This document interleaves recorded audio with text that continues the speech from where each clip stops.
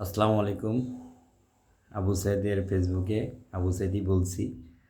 একটা কথা বলি আর কি, যে কথা হচ্ছে বাংলাদেশে যদি কোনো কারো কোনো প্রশ্ন করা হয়, যেমন বিশেষ প্রশ্নে দেখেছিলাম বিগত অনেক আগেই, যে বলেছিল যে পৃথিবীতে রুটির ঝুড়ি কোথায়, লেখা ছিল রাশিয়া, ইউক্রেন, এরকম 4টা প্রশ্ন উত্তর ছিল। তো সেখানে উত্তরটা দিয়েছিলাম রাশিয়া, দেয়নি, সেটা ইউক্রেন দিয়েছিলাম, কারণ ইউক্রেন গমের জন্য সবচেয়ে বেস্ট একটি জায়গা আর কি। আপনারা জানেন বাংলাদেশে বর্তমানে আন্দোলনের জন্য যদি কোথাও বলা হয়, তা বাংলা বলা হয় ঢাকা। ঢাকা কোথায়? শাহবাগ।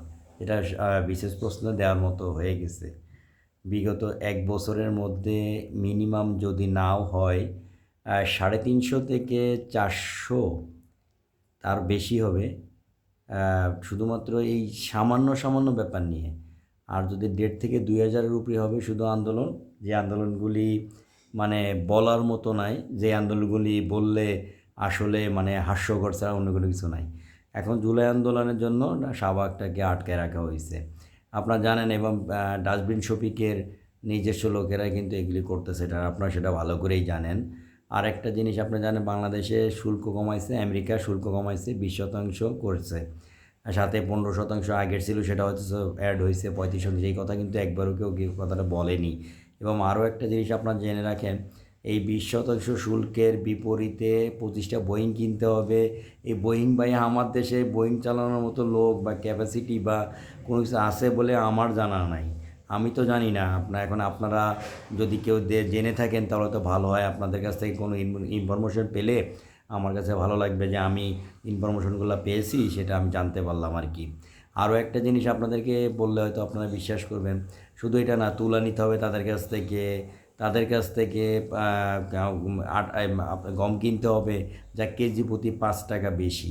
তো ভাই, আমি কেন 5 টাকা দিয়ে তার কাছ থেকে বেশি নিতে যাব? আমি কেন আজকে সে গার্মেন্টস শিল্পের পোশাকগুলি শুধু আমেরিকা বাদে আর অন্য দেশে কেন আমি এক্সপোর্ট করতে পারিনি? আমি কেন পারিনি? এটার জন্য ব্যর্থতা কি আমার? না, 1 বছরের মধ্যে 2030 প্ল্যান দিয়ে বা পৃথিবীকে উল্টায় ফেলাবে, দেশটাকে অন্য লাইনে নিয়ে চলে যাবে। কি কি করলেন এখন? ডক্টর মোহাম্মদ ইউনূস কেন এখন এতে যায় না?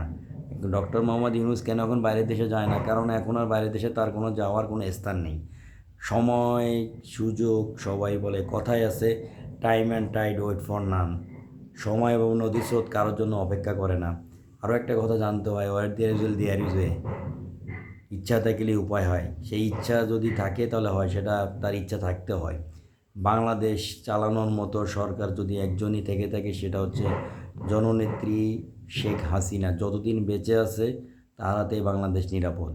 আপনারা জানেন, শুধু এটা নাই, এই শুল্ক বা যতগুলো এই হাঙ্কি ভাঙ্কি জেনে যা আছে, এগুলোকে কিন্তু টোটালে সুন্দর করে, আপনারা জানেন যে এই টোটালে সুন্দর করে কিন্তু এগুলো কিন্তু কমপ্লিট করা হয়েছে। তার আমলে এগুলো কিন্তু কোনো সমস্যা ছিল না। বাইরের দেশের মানুষের বিনিয়োগ ছিল, অনেক কিছু ছিল, যে টাকাগুলি পয়সাগুলি মনে করেন আমাদের দেশে এই বেকারত্ব হয়নি। আপনারা জানেন প্রতিদিন একজন করে সমন্বয়ক ধরা খায় এবং চাঁদাবাজির কারণে।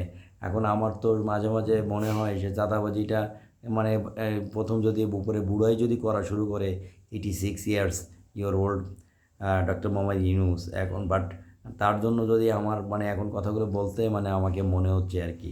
আরও একটা কথা বলতে হইতেছি, যে এত বড় সুন্দর, এত বড় কাহিনী কিচ্ছাকার বাংলাদেশটাকে কোথায় নিয়ে চলে গেছে।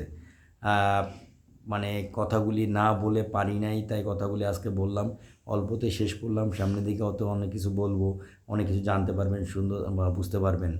আমি জানি না, আমার কথাগুলো কারোর হয়তো ভালো লাগও না লাগতে পারে, তবে তাতে আমার কোনো যায় আসে না। আমি এই কথাগুলো আগেও বলেছি, সেটা হচ্ছে বাস্তবিকতা, কিন্তু সত্য কথাটাই তুলে ধরলাম। ধন্যবাদ, ভালো থাকবেন, সুস্থ থাকবেন, সবচেয়ে বড় হচ্ছে নিরাপদে থাকবেন। আসসালামু আলাইকুম, আল্লাহ হাফেজ।